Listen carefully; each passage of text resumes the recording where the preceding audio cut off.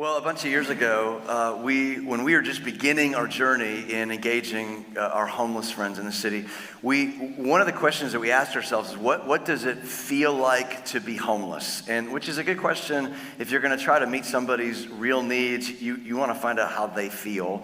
And so our initial response to that is we started something we just called a homeless experiment. And years later now, we recognize there's something a bit calloused about it. And the reason is homelessness is actually really complicated, and it's filled with real people and real stories. But our motives were pure in the moment, so I can talk about it. But we would take teams out, and we would be homeless for several days at a time, days and nights. And nothing, but the clothes on our back, no phones, no money, no food. I think maybe the first team, I think the Martins were on that team, and Jonathan Cook, I think maybe comes to the second gathering. He was on that team. I was on that team as well. I remember going out that first year, and it was about this time, and it was so cold that maybe the second night, it was like below 30. We were scared because 30 degrees, you can really get hurt. And so we found an empty train car, which was behind what was then 15th Street Diner. And we climbed up in the train car, and just to get out of the cold, get out of the spooning may have been involved. I can't confirm or deny, but you'll do a lot of things to stay warm.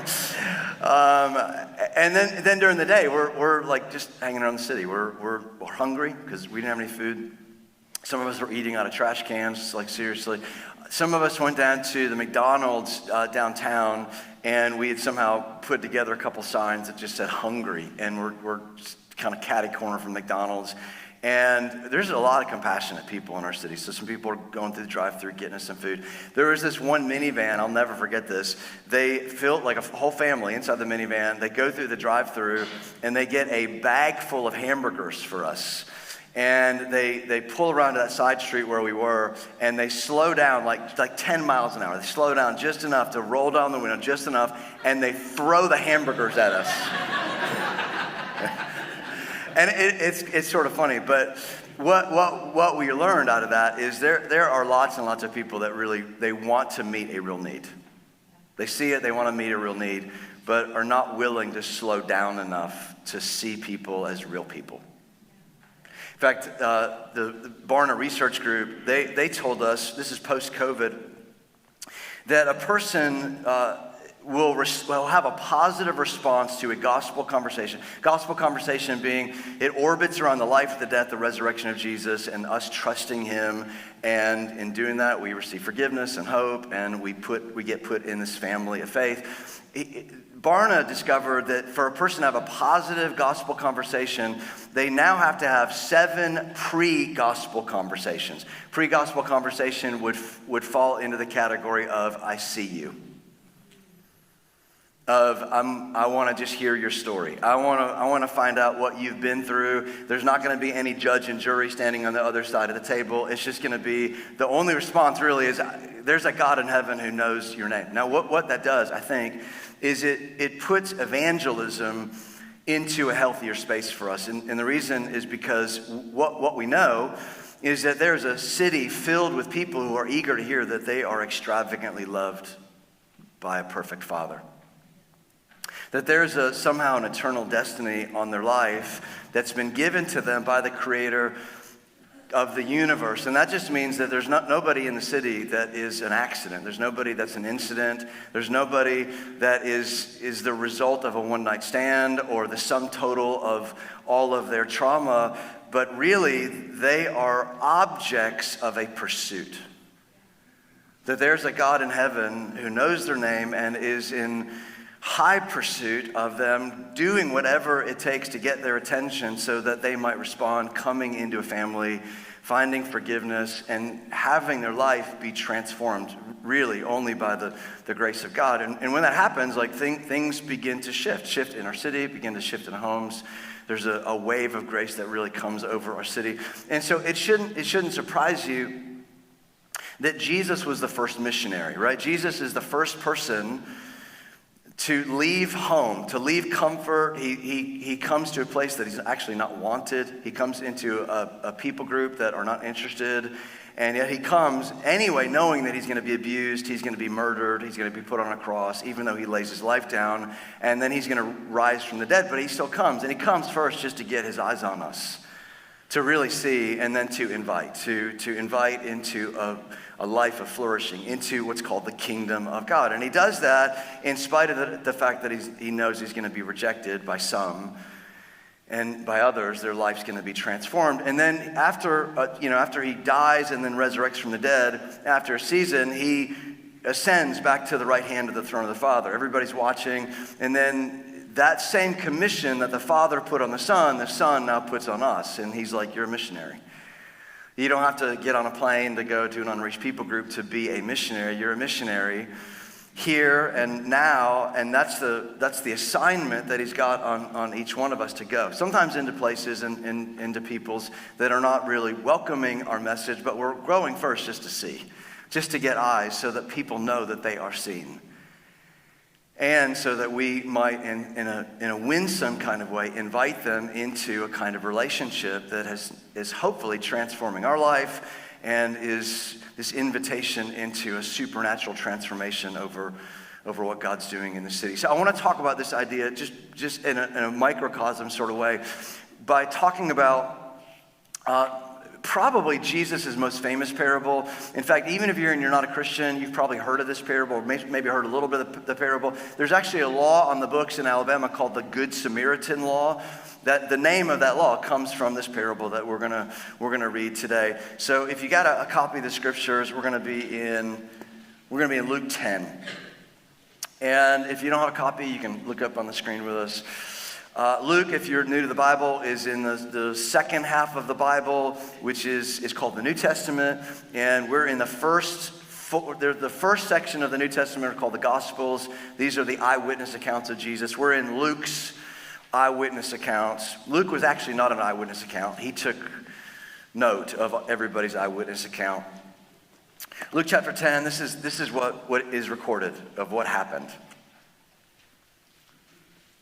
It says, and behold, a lawyer. Now let me stop and just say that a lawyer here is not the same like lawyer. When we think about lawyer, we're thinking about somebody defending a slip and fall accident at the Piggly Wiggly, or maybe going to the Supreme Court. A lawyer here would be somebody that is like the keeper of the law, the moral law. And then they're going to make sure that everybody else keeps the law, right? And so a lawyer stood up to put Jesus to the test, saying, "Teacher, what shall I do to inherit eternal life?" Now, normally, what would happen here is Jesus would go into a village, he'd go into a town, and a lot of it was public. I know, like, when you read these stories, some of them are sort of side conversations where the disciples are present, but anytime he goes into a village, it's always going to start with this, like, really public dialogue. That's how it was in Jewish life. A rabbi would go in, and he'd kind of be in the public square, and people would be like, "Rabbi, what do you think about eternity? Rabbi, I've got this thing going on with my brother. Can you mediate this?" Or, "Rabbi, what do you say about marriage?" And he would answer questions, and there would be this dialogue. The reason that matters is in the Middle East, even today, it's called a shame-honor culture. And there really is this belief that there's only so much honor. Like in the same way that, like, you fill up a cup of water, there's only so much water in that cup. And in this belief structure, there's only so much honor. And so if you can shame somebody, then you get their honor, right? And so this teacher of the law, who's not a fan of Jesus, he comes and he asks Jesus. He's like, what do you say about eternal life? And again, he's not asking because he's interested. He's asking because he wants to win an argument. He's asking because he wants to steal honor from Jesus. He wants to shame him. And I only say that because I think some of you're in the room today and you're here honestly. You're here like because there's something stirring up in you.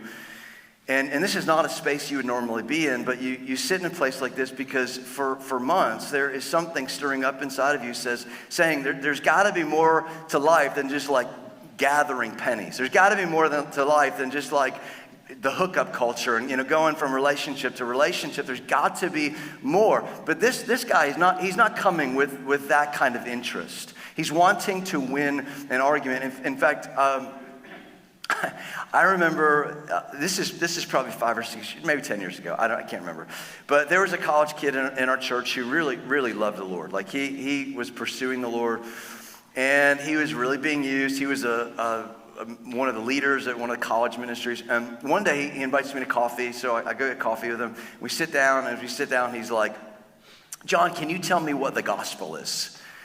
And I was like, I mean, I can't. We've already talked about the gospel, and like you're leading this college ministry. Like you know what the gospel is. Gospel. If you're new to church, gospel just means good news. Which is basically it's in reference to that Jesus comes to rescue us.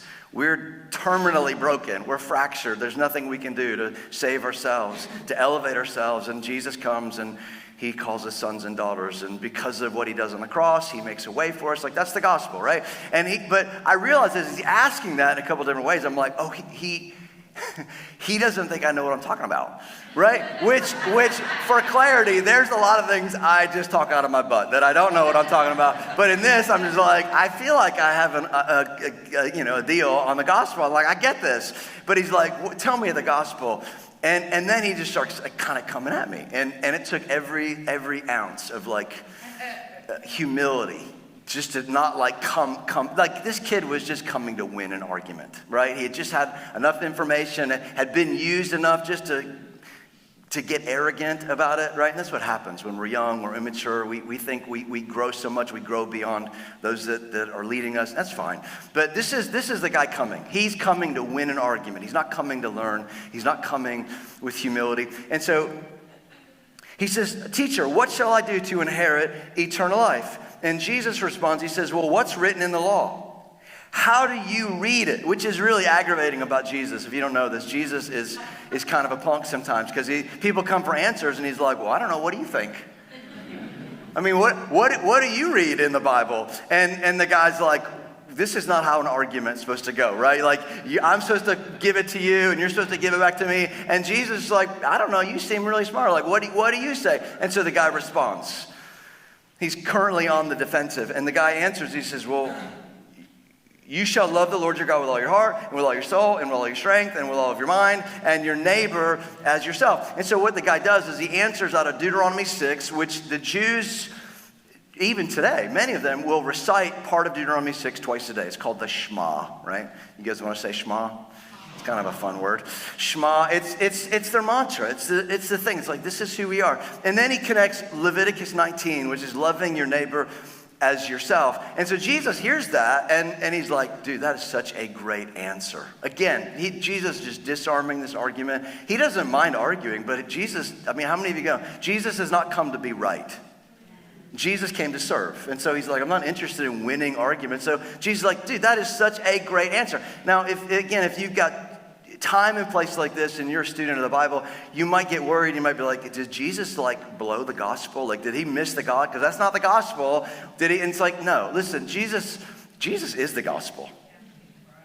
And so he can give commentary on that. And so Jesus is like, no, listen, when you're being pursued by God and God catches you, and that's happening today. Like so many of you, God's pursuing you and he is like doing all sorts of things to get your attention. When he pursues you and he finally catches you, the first thing that happens, this is true for every person that has come into a relationship, and the first thing that happens is the dam breaks. And all of a sudden, there is this extravagant love of God that just flows in.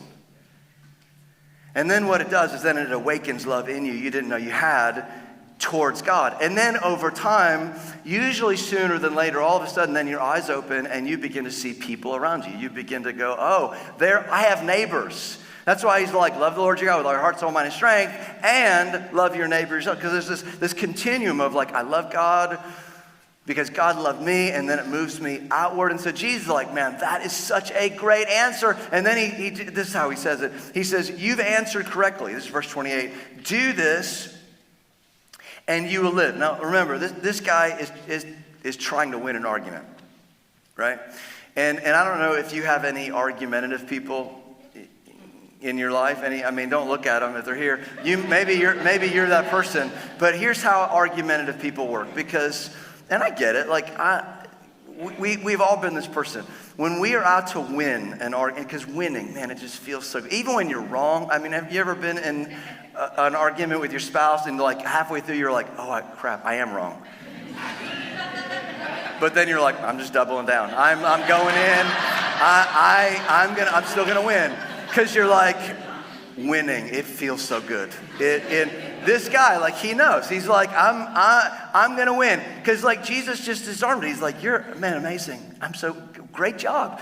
And so the guy, this is what argumentative people do. What we do is we find the detail, and then we leverage the detail to shame the other person.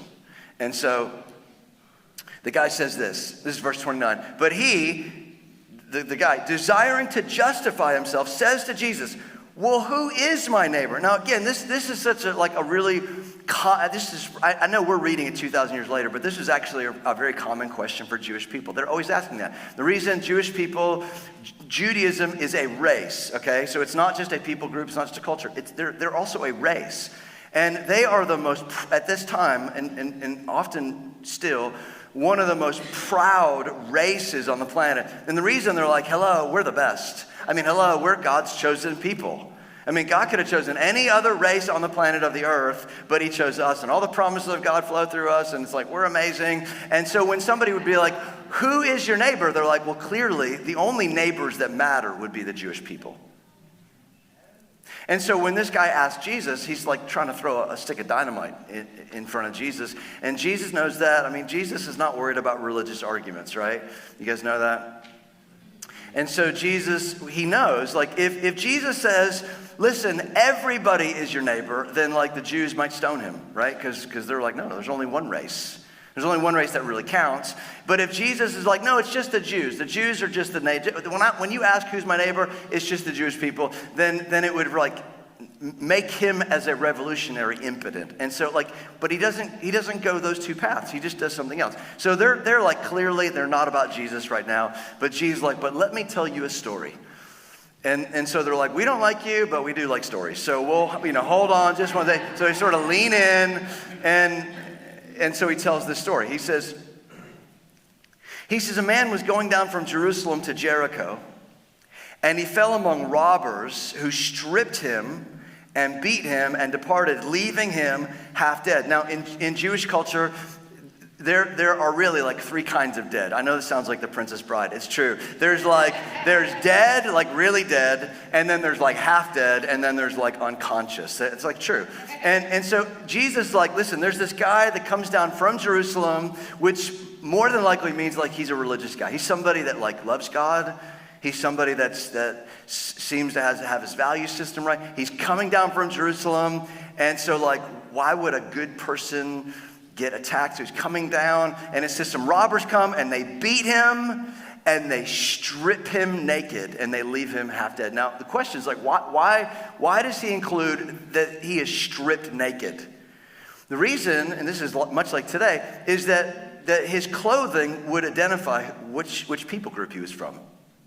Right? Like if whatever, in that time, certainly, if you wore a certain kind of clothing, it would be like, oh, he's from that tribe. Or if he's from this tribe, he's going to be wearing, this sash or these kinds of shoes. Or if he's a Midianite, like he's going to be wearing these kinds of clothes, but he's stripped naked. And so all you can see is that he's a human. All you can see is like somehow, even though, man, we don't like that guy, or we shouldn't like that guy, clearly he's made in the image of God. So he is stripped naked. It's just down to the bare bones. That person should matter. And so Jesus is like, okay, this guy comes down from Jerusalem. You can't see what he's about. You can't see who he votes for. You can't see what, people group he's from. He's just naked. He's in need. And Jesus, he says this. He says, now 31. He says, now by chance, a priest was going down that road, which makes sense because he's coming back from the temple. Now, chance, a priest is going down from that road, and when he saw the naked, half-dead guy, when he saw him, he passed by on the other side. Now, why would a holy man not stop?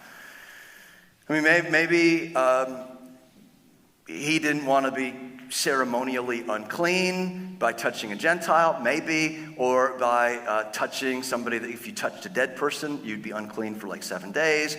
My guess, honestly, I know there's lots of conjecture in commentaries. I just think it was just like the lowest common denominator of being human. He's just like, I don't want to be inconvenienced. I mean, like, we're the worst. And so he's just like, I don't have time for this. So he just crosses over to the other side. And then it says, likewise, a Levite, when he came to the place and saw him, passed by on the other side too. Now, it's just helpful to know the Levite was probably with the priest. So the Levite would walk behind the priest. The reason is the Levite's kind of like the boss, and he would have an assistant. An assistant would be the Levite, and the Levite would walk behind him. And so he sees his boss like cross over the other side, and so the Levite's like, yeah, I got to get paid. I mean, so like I'm not going to bother with this either. So he crosses by on the other side. And it says in verse 33, but a Samaritan, as he journeyed, came to where he was, where the naked half-dead guy was, where he was, and when he saw him, he had compassion. Now, Jesus picks like the enemy of the Jewish people. I mean, the enemy number one would be a tax collector, okay? But enemy number two, in a close second, would be a Samaritan. A Samaritan would be, if you don't know, Samaritans are like the half-breeds. So when the people of Israel, and again, just a little history, after King Solomon, okay, the second king of Israel, after King Solomon, the nation of Israel split into the northern kingdom, southern kingdom, and the southern kingdom, Israel, was like the most wicked of of both kingdoms, and so they first got taken into captivity by the Assyrians. And whoever was left, the Jewish people that were left from being taken into captivity, those people were so lonely because nobody was around, they just decided to intermarry with the natives. And so they adopted their culture, they adopted their gods, and the Jewish people that were left in Judah that ended up taking over the land, they were just like, these people are the worst. I mean, they have sold out the values and the pure blood of what it means to be the people of God. And so they hated this. I mean, there was so much racial bad blood against the Samaritans. They were like, they would treat their dogs better than they would treat a Samaritan. And Jesus, what he's doing right here is he's making their enemy number one the hero of the story. It would be like, in a small way, it would be like me going to the national headquarters of the Republican convention and to be talking about how Joe Biden is an American hero, or going to the Democratic National Convention and wear a MAGA hat. Like, I mean, like that would be like, it'd be the kind of hatred where they're like, how dare you? And so Jesus is like a Samaritan. Samaritan goes down, and he's the one that has compassion on. Verse 34 says, he went to him, he bound up his wounds, meaning he tore his clothing. Like, he didn't have bandages on hand, so he tears his clothing, he binds up his wounds, he pours oil and wine on him, so he spends his own money. Then he set him on his own animal, so he's inconveniencing himself, and he brought him to an inn, and he took care of him, meaning he canceled all of his plans. He was going somewhere, and he canceled all of his plans for the purpose of God that was in front of him. It says the next day he took out 2 denarii and gave them to the innkeeper, saying, take care of him, and whatever more you spend, I will repay you when I come back. And then Jesus, that's the story. Then Jesus looks to all the Jewish people listening that are infuriated, and he looks to the attorney, the lawyer, that he's having this argument with. And Jesus looks to the attorney and he says, which of these 3 men do you think proved to be a neighbor to the man who fell among the robbers? Now, I love how Jesus frames that question, because what Jesus is doing is he's like, I'm not really interested in arguing with you. I'm not interested in you analyzing who you think your neighbor is so that you can obligate yourself just to them. He's like, I'm just asking the question based on this story. Who was the more neighborly one? And the attorney, the lawyer, who is about the details, I mean, he couldn't even say the word Samaritan. That's how much he hated him. He's like, the one who showed mercy. And Jesus is like, that's right. Go and do that. Okay, so why did we unpack that? Let me tell you why. It's certainly not to accuse anybody. It's not to accuse you and go, you are clearly not loving people that are different from you. I don't know that, but here's what I do know, is that we're living hands down in the most hostile time of our lifetime. I mean, there's more tribalism than there ever has been before. There's so much us versus them. And even those of you that are like, that's right, it's you. It's me. Like, all of us fall into these categories of like, unless people are like me, then I will X. And if people are not like me, then X. And yet, as the people of God, if you know Jesus, and again, like if you're not a Christian here, you're sort of off the hook, because this is not a moralistic argument to be like, hey, we should all just be better people. Being a Christian is not about being a better people. Being a Christian is having our eyes open that Jesus has come to take dead people and make them alive people. To have their eyes open to the realities and the values of the kingdom that are so counterintuitive that it will get us killed. And so Jesus, and by his power and by his initiation and invitation, he's inviting us to move beyond ethnic boundaries, to move beyond political boundaries, to move beyond financial boundaries into relationships that will cause others to scratch their heads. Now, let me tell you, the two takeaways are this. One is this, I think some of you know, there are different ways to read the Bible, right?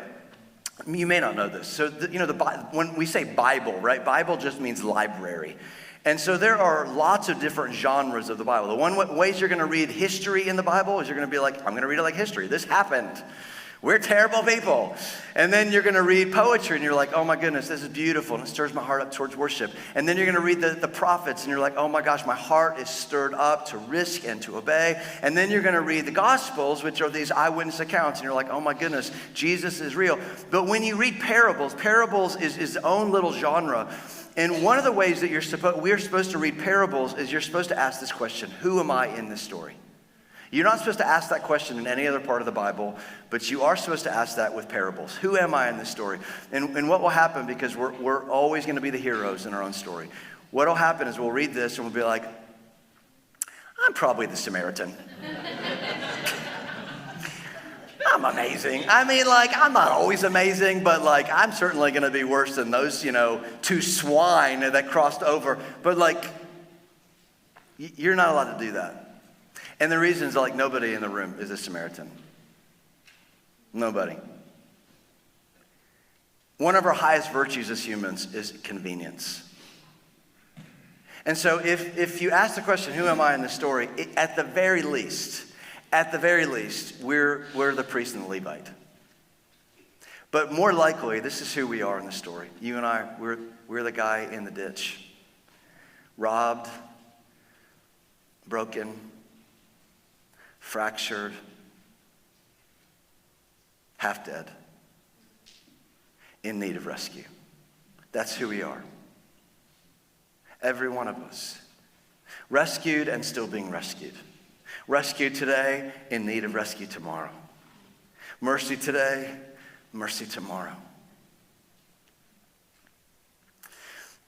The other way to read this, and this will sound counterintuitive, is there is a moral argument in this parable. There's not always a moral argument in all parables, but there is one here. The moral argument is we should do likewise, right? Meaning we don't stay in the ditch. The moral argument is, okay, how can we learn from the Samaritan?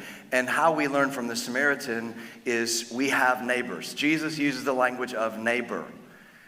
So love the Lord your God with a heart, soul, mind, and strength, and love your neighbor as yourself. Now, this is so apropos for where we live in 2024, because at least in a developed nation, most of us have neighbors. Like if you live in a neighborhood, you have neighbors. You have 8 neighbors. You have 3 across the street, and then you have 2 next to you, and then you have 2 behind you. We all have neighbors. And even if, I know some of you probably have land and you're like, we don't have any neighbors. Well, you have a neighbor. I mean, they're like a little further, but you have neighbors. If you have an apartment complex, you have some neighbors right next to you. If you live in a dorm, you have neighbors. And so the interesting thing is what we do is we use the same arguments that the Jews do. Who's my neighbor? And the reason I know that is because it's something along the lines of like 75, 78% of American Christians cannot name three of their neighbors' first names. So forget love your neighbor. How about just know your neighbor? I mean, like Jesus is like, I want you to love your neighbor. You're like, well, I love them from afar. That's not how it works.